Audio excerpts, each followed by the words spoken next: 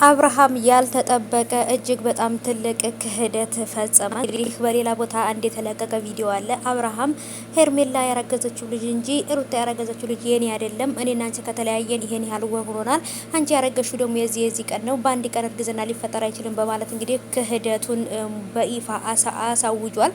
አሰላሙ አለይኩም ወራህመቱላሂ ወበረካቱ። ሰላም ሰላም፣ ውድ የተከበራችሁ የቻናሌ ተከታታዮች የኔ ውዶች የኔ ወርቆች እንዴት ናችሁልኝ? ከኔ ጋር ሁሉ ሰላም ነው። ሰላማችሁ ብዝት ትርፍ ይበልኝ የኔ ውዶች እንዴት ናችሁ? አለሁላችሁ አልሐምዱሊላህ። እጅግ በጣም ከባድ የሆነ እንግዲህ ሚስጥር ወጥቷል። እሱም ሚስጥር ብቻ አይደለም እንግዲህ አሁን ላይ የአደባባይ ሚስጥር የሆነ ነገር ነው። እንግዲህ አብርሃም ልጁን ክዷል። ልጁ የኔ አይደለም በማለት እንግዲህ ክህደቱን ነው በይፋ ያስተዋወቀውና እጅግ በጣም የሚያሳዝን ነው። በተለይ የሩታን ቤተሰቦች በጣም ያስከፋ ነገር ነው ይሄ ነገር ማለት ነው።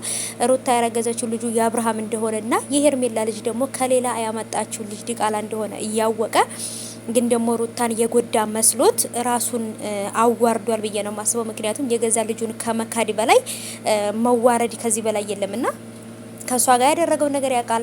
አስክረሽኝ አጣጥተሽ ነው እንደዚህ ያደረግሽኝ እንጂ ምናምን በማለት እንግዲህ ስለዚህ ከሌላ ሰው ቻናል ጋር በሌላ ቻናል ነው የተለቀቀውና እሷም የለችም።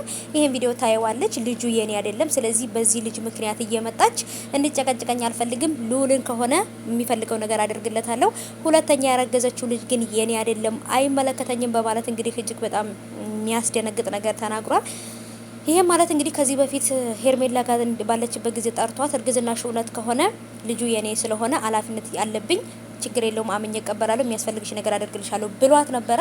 አሁን ግን ተመልሶ ከሄርሜላ ጋራ ሲማከር ቆይቶ ግን ሄርሜላ ልጁን አልፈልግም ብለህ ካድ ብለው ነው እንጂ እርግጠኛ ነኝ ብቻውን ያሰበው ሀሳብ አይደለም። ምክንያቱም አሁን ላይ አብርሽ እያሰበ ያለው በራሱ ጭንቅላት ሳይሆን በሄርሜላ ጭንቅላት ነው እያሰበ ያለው ማለት ነው። ስለዚህ እጅግ በጣም ያደረገው ነገር ይጸጸትበታል።